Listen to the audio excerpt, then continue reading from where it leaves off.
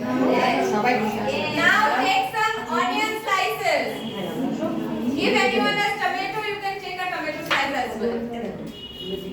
Then put the